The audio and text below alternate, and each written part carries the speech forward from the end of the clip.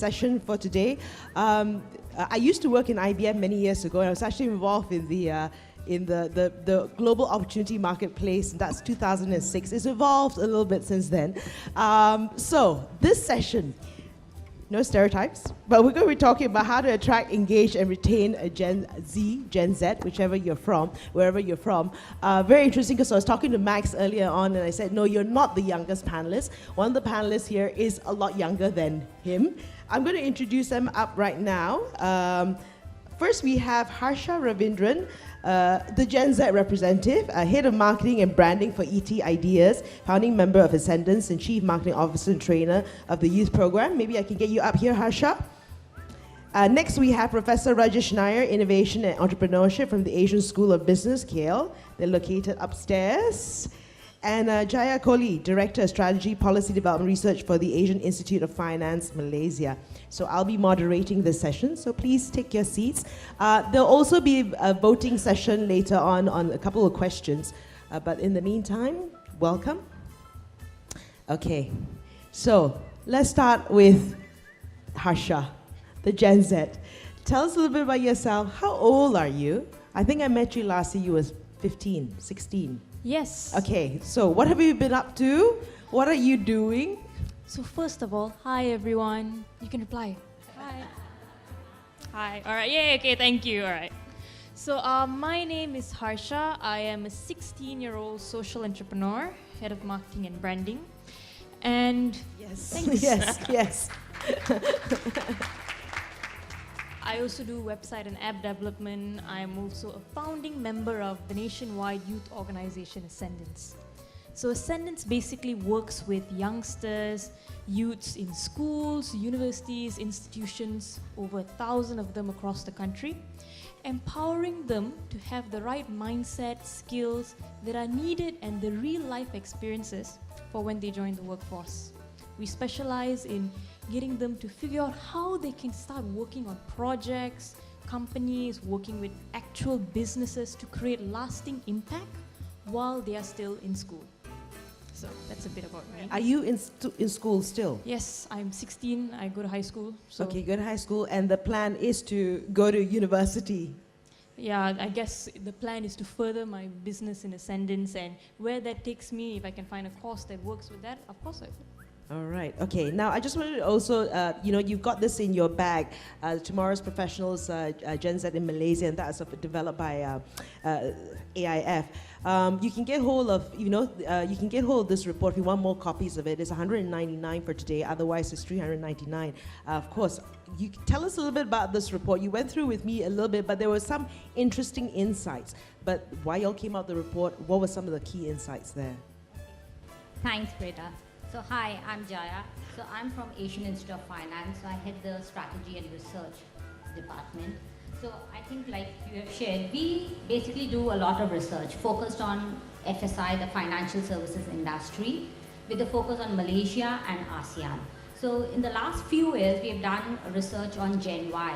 So we've done research on Gen Y in Malaysia, in Singapore, what are their aspirations, what do they look in the workforce, focused for financial service industry, what's important for them, is it money, is it career development, is it work life, but like I think we have heard, Gen Y is already there's been so much done on them, how relevant it is. So last year we looked at Gen Z, and with Gen Z we are talking about people who are born like 1997 and beyond, and Gen Z is really new. So we wanted to understand, and this is actually, I would say, the only kind of research done in Malaysia, the Gen Z, what are they like? What are their personality profiles?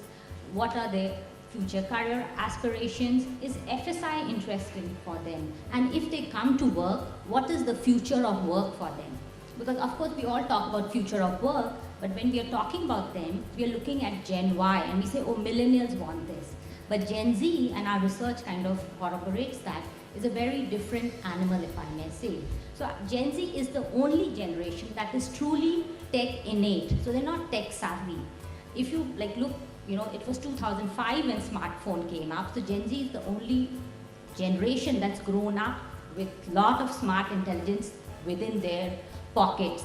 For Gen Y, when they were growing up, they had like one desktop at home, like, you know, broadband was still there. So it's a very different mindset and different generation. When we talk about millennials, it's still about a lot of work-life integration and work-life balance. But for Gen Z, work is not a place. You know, so those are the kind of things we have looked at. And of course, we've also looked at what's their profile like. And what's also interesting is that how different Gen Z in Malaysia and how similar they are from Gen Z globally, whether it's US or UK. So that's what our research covers. And if you want to know more about, say, the Gen Y in ASEAN, so you can look at our booth, and we have that also. It's quite detailed. As well as we have also done research in the fintech world. How are consumers trusting, especially the Gen Ys and Gen Z, how do they interact with fintech? So that's another research we have done. Okay. So I'm just showcasing so you get like an idea of the width and the breadth of research we have done. Okay, one very interesting thing you all researched on was how interested they are in joining the financial sector. Yeah. What were some of the findings there? And then Harsha can say true or not. Okay. So I think one of the key things, and I think just related to that, one is that do they want to do like, you know, further studies like post-graduation and PhD. What we found in a study in Malaysia, most of them are very interested in studying further. So I was quite surprised you were saying you're not sure, and at least our study shows that that was one thing. A lot of Malaysians Gen Z are interested in doing a post-graduation, are doing doctorate, which is actually, and I think one of the other speakers touched on it, it is very different from US and UK, where a lot of Gen Z are looking down at college education because they feel that the returns are not there. But in Malaysia, it's still like, you know, further degree definitely, but even masters and PhD is considered very, you know, like a very valid option by the Gen Z. True? No, but so okay. I'm just your mother is here. I know. So and I, you know, as in terms of your decisions and all that, how much of that, you know, has she entrusted you with completely, and how much of that is she still sort of saying you've got to get that degree, girl? My mom has been very flexible with me, but personally, in my experience from working with over 1,000 youngsters across the country, some of whom who are actually going to college, who are actually pursuing their higher education, we realize that there is quite a large disconnect between their expectations and what they actually experience in working life. So we've seen youngsters who are not so certain about how the real world is like, because when you're in high school, your world revolves around your classroom, your teachers, right? So these youngsters don't actually know what the world is, and they tend to pick careers or pick options which they haven't actually experienced before. And the majority of youngsters who do this end up going to college with uncertainty after a while, end up figuring out that maybe this is not the field that I want to do. So we have seen a lot of youngsters actually change their mind halfway and come back and be even more lost and more confused. And this is where Professor Rajesh comes in. Yeah, sorry. Defend yourself. First thing is I won't go into my age. Okay. You know? You know, I have two children, one Gen Y and one Gen Z, both older than Harsha. So, and I have been teaching kids, school, college, and beyond, on design and creating, making things, and innovation and such. And before I was training them, I got trained by my kids on how to deal with Gen Z, and that is, I came from a small little village in India. 30 years back, I moved to US and I've been studying there and working and starting companies and such. I've been an engineer all my life, and I wanted my kids to be engineers, and took them through all these robotics and all this kind of things. And when they went into college, one went and did biology, and then my heart sank, but I just kept quiet. And second one, she was a coder, she can work a bandsaw, she can make all kinds of things. She went into psychology. Okay.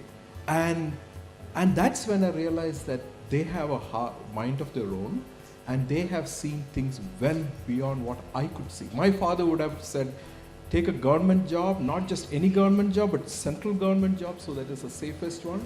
I don't know if my father's from that generation, and that's the time I realized that, my daughter keeps telling me that, I don't know if it is true, that I told her that she's getting BS and BS, and I said, I don't know if I was so wrong at that time. It was actually much later that I realized that she actually, because I was pushing her into engineering. Today, when I teach kids in school, colleges and schools, in colleges primarily, I train kids, I feel that a third of them should drop out. Okay, and not because of anything else, because universities are not doing justice to them. They go through the very minimum thing. Most of them come out unemployable, and then their struggle starts. They should have been exposed to a lot more things much earlier, because they should go out and do things. Because primarily, our degree is a surrogate for what you can do to get a job. But if you have gone out and done things like what Harsha has done, at some point you don't need a degree paper to prove what you can do. And that is the question of how the self-efficacy or the confidence that you can gain, and that is where the interesting part is. Okay, so how are we doing things differently at the Asia School of Business?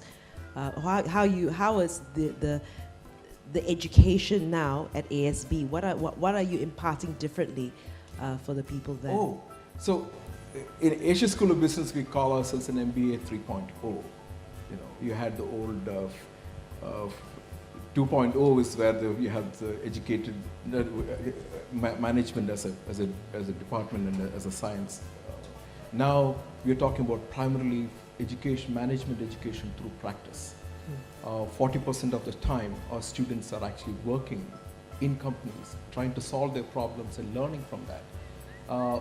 And that is the kind of exposure we actually need to give students right down to 6th grade. How do you solve real problems? How do you apply the theory that you just learned into practical problems, and learn through doing and doing through learning? So Asia School of Business, of course, it's started. If you didn't know, if it was started by MIT Sloan, comes with a very different approach to learning and teaching. Right. So Harsha, I want to ask, are you, because you're a high achiever and all that, is that just you, or is it a reflection of your peers as well? I mean, in terms of their thinking, their psyche, what are their goals and ambitions? They're about to go into college and all that. How is it different? That is actually the main objective of Ascendance, in a sense. Right. To make youngsters who are able to think, who are able to work on their own projects, who are able to innovate and achieve phenomenal things while they're still young, to make that the new normal. Right. So, Ascendance, a little bit background on us. We were 4 youngsters who were all given the opportunity to try out and experiment in the areas of our interests. Like, for example, our Chief Executive Officer. She's, at 21 years old, a junior partner in an accounting and business advisory company. And she still goes to college at the same time. Her name is Madhura. I think she's here somewhere. You can go and ambush her later. Our Chief Operations Officer, though, she is an international singer-songwriter at 19. Her name is Hira. And she was able to become internationally famous, in a sense, release her singles, come out in the media, because she had support and backing of entrepreneurs who were out there, of business owners who took her under their wing and guided her to manage herself and her career. And even our Chief Content Officer, Sanat, who right now at 18 years old is an aspiring filmmaker who's already done video projects for large corporations, who's already been nominated for the Malaysian Digital Film Awards. And he's just 18. So we were thinking, is it us? Like, what made us different from other youngsters out there? And we came up with this amazing conclusion that there was absolutely nothing different about us. That the only reason we were able to actually do all of this was because we had the right platform. We actually used to work when we were a little bit younger, a few years ago. We met this business incubator platform called ET Ideas. And because we had experienced individuals who were actually able to guide us in the right way, to encourage our ideas, and give us the opportunity to try things out, we were able to do this. So we formed Ascendance to bring this opportunity to every youngster in Malaysia, so that everyone would be able to have a clearer goal. Like one thing that you mentioned, which I'm very impressed, is you actually expose your children to the industry of engineering, robotics, programming, so at least they have a clearer picture of what they want. And it builds their characteristics, who they are as a person. And not many youngsters have that opportunity right now. They don't see how I can develop myself as a person, how I can have the right mindset, how can I set and achieve the goals that I want, innovate further. And what we do is we build the base of youngsters, build their character first, and then we work with companies, corporates who are already established to support their ideas. So they win, the students win, the companies also win, because now they have fresh blood, they have fresh ideas to run the company. All of you are below 21. Thanks. You make us all feel like losers. Thank you. Do you have ambitions of working for a financial institution or a multinational? Do you have those ambitions, or do you see yourself going into starting your business, doing the gig economy, moving in that direction? Well, I do have my own company, Freda, but I do see myself working very closely with the finance industry, because the finance industry is in a way one of the backbones of society. You cannot have society without the finance industry, right? So personally, as a young social entrepreneur in a sense, I think that working closely with the finance industry is vital. So any youngster out there does, whether they want to start something on their own, whether they want to get a corporate job, the finance industry will have to be on their mind. Which is actually one of the things that we've been starting with the youngsters we work with, called intrapreneurship as well, where we get these youngsters to work with these companies, have their own small projects, their own enterprise in a sense, within a larger entity.